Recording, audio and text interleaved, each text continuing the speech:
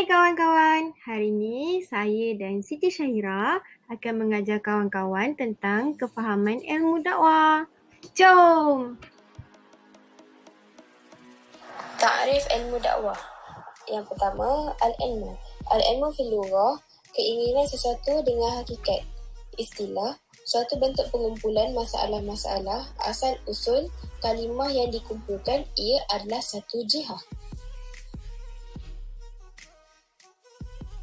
Ad-dakwah. Ad-dakwah fil lughah, menyeru ke arah kebaikan ataupun suatu tuntutan, iaitu mengajak kepada sesuatu, iaitu mengajak kepada ke arah kebaikan. Istilah, menyeru kepada sesuatu.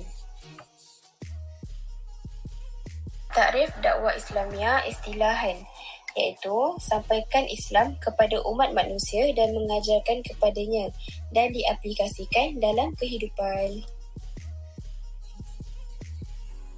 Dakwah dari Syekh Muhammad Khidir Husain dalam kitab Ad-Dakwah ila Islah, iaitu menyeru atau mengajak manusia membuat kebaikan dan mencegah kemungkaran untuk mendapat kebaikan atau kebahagiaan di dunia dan di akhirat.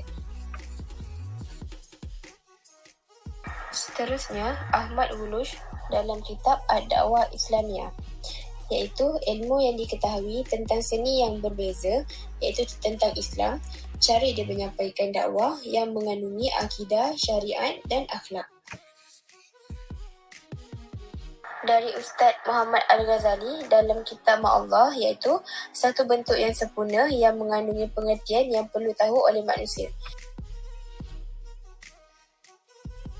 Seterusnya, Syekh Adam Abdullah Al-Aluri, iaitu melihat pada zahir hidup manusia, iaitu fikiran di mana akidah itu didapati oleh mereka untuk memperbaiki demi manfaat kehidupan mereka juga.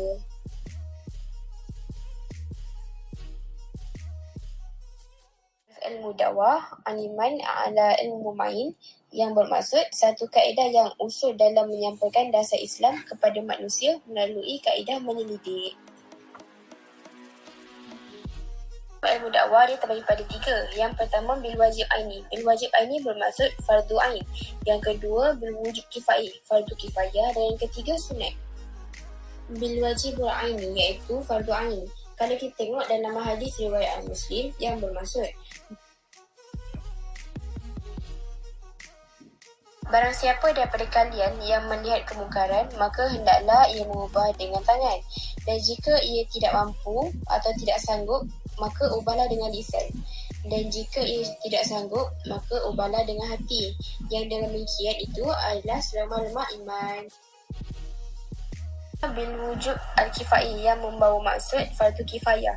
Jika kita tengok dalam surah Al-Imran ayat 104, perkataan minkum yang membawa maksud sebahagian.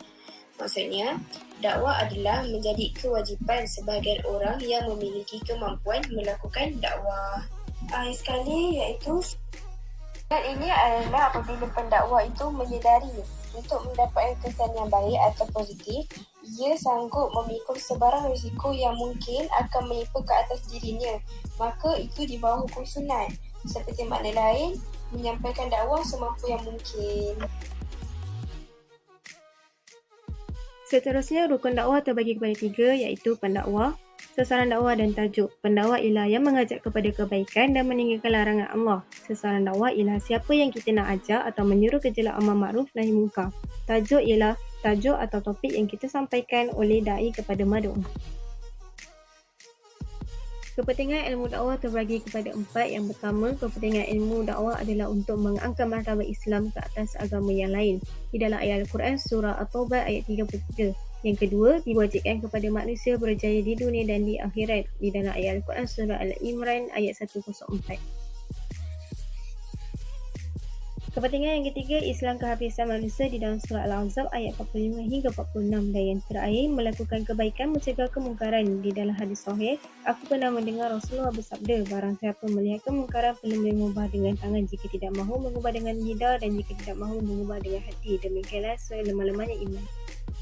Okey kawan-kawan, terima kasih kerana luangkan masa bersama kami. Dan jangan lupa jaga kesihatan kawan-kawan. Jangan lupa pakai hand sanitizer dan pakai mask macam doktor sebelah ni. Bye-bye!